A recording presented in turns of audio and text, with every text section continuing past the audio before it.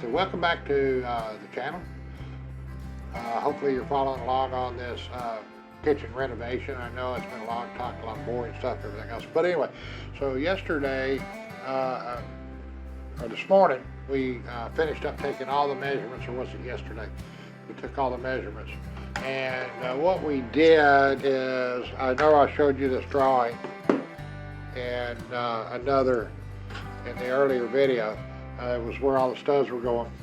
And so what I did, I came along in here and I drew in with the pencil where each blocking was roughly going to go as far as in between the studs, and I gave them a number like 1, 2, 3, 4, 5, 6, and so on. It doesn't really make any difference which way you go as long as you got them all numbered. And I gave each one a measurement, went out and cut them off a little strong. My wife came back in, checked, and then we got them all trimmed to where they fit in there. Now, normally on these, the blocking, it doesn't need to be exact. If you go in there and it gets just a tad behind or whatever, as long as it isn't way out strong, because all you're doing is you're screwing to keep cabinets from rolling off or screwing for shear load. But on these right here, which is my blocking for my pot filler, my hood to hang on, those need to be exactly where I need to put them, especially this pot filler, because it has to be set back in the wall to hold the, I forget what they call it. I'll throw a little note up what they call it, but anyway, it's a fitting that screws to the 2x4, then we screw a nipple in it. And so that has to be not only at the right height and everything else, it has to be where the nipple ends up the right distance out through the sheetrock and everything else. So it's very critical on this one that when I go to screw it in, it stays right where I go to screw it in. It doesn't move. You know, back 1/8 of an inch, 1/4 of an inch, we just totally screw it all up. So this one needs to be perfectly straight. So what I've got here, I've got my Craig pocket hole jig that I bought a long time ago. And I used to have it screwed down to a piece of MDF, and that has since disintegrated.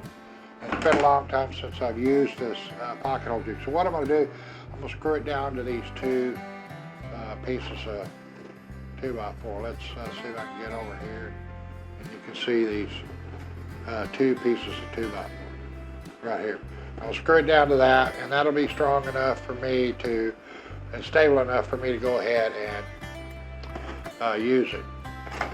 And the other wall, I just use regular inexpensive Phillips head deck screws, and that would work okay. But like I said, it was hard to hold the blocking exactly in place where you wanted it. It might walk just a little bit in and out, so can't do that. So we're going to do the pocket hole on these. Now, dropped the screw on the floor. I think I'll find it later with my foot. So I'm basically going to just take, these are drywall screws, take them, snug it down nice and tight to these 2x4 blocks.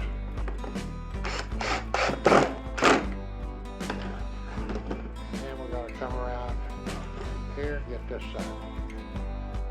Square that in a little bit.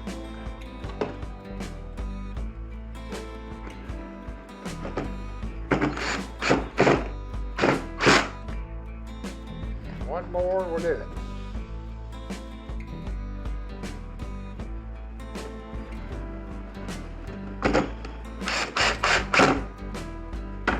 So there we go. That's all done. So now all we got to do is set our boards in there, and we get all this out of here. I need to change over and go to the Craig bit.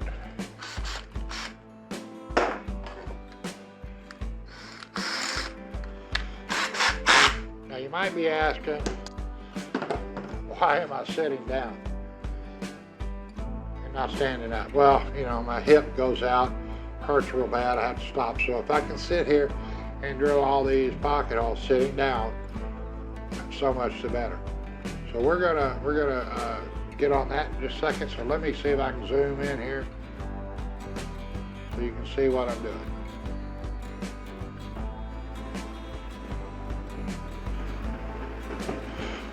All right, so we're just going to start down here with each one. And like I said, I don't know if you can see that on there. Each one of them has a number. This is number 7, coordinates with where it goes in that wall. So what I've got to do first, it's been a while since I've used this, is make sure this is going to hold it right. And that's just about right there, snug enough for everything else. The other thing I got to do is I'm going to make sure that I'm just barely off. I want to be like in here with those pocket screws. And then I'll put one on most of them. The number 6, I'm going to definitely put 4 in it. And this is number 7, so it can have 4, have 3 if I wanted it in there. So I'm going to set that up, clamp it in, and take the pocket holes drill.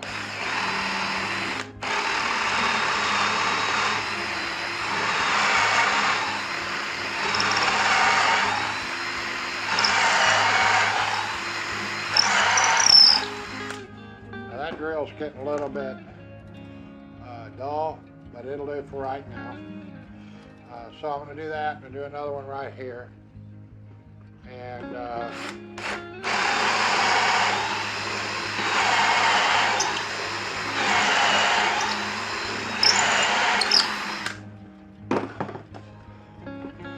then, like I said, those are here and here.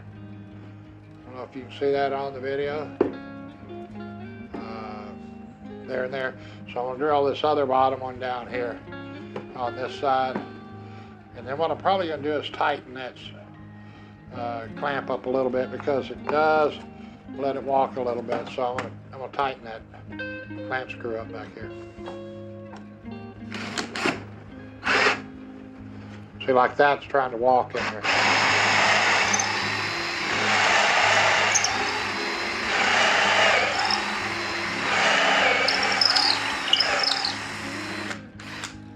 Now, this is just blocking, so it really doesn't matter if it's not dead on every one of them.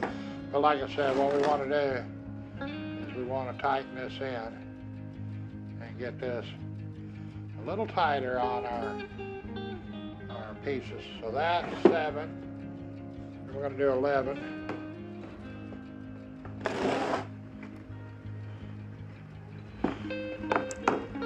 That's quite a bit tighter there, and we're just going to continue through.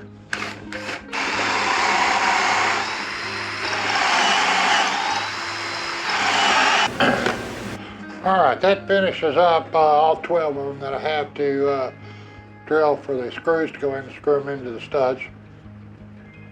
And so we've got that done. Later on, I'll be putting them in the wall. I don't know if that'll be this evening or it'll be tomorrow. Depends on how I feel after I eat. But I've got them all drilled so they're ready to go in and stuff. The wall I'm going to be putting them in is this one I showed you over here. I got to get those, all the blocking in. There's some old electrical boxes that need to be tore out. And then I need to get that PEX pipe down in the wall, inside the wall, to go to the pot filler.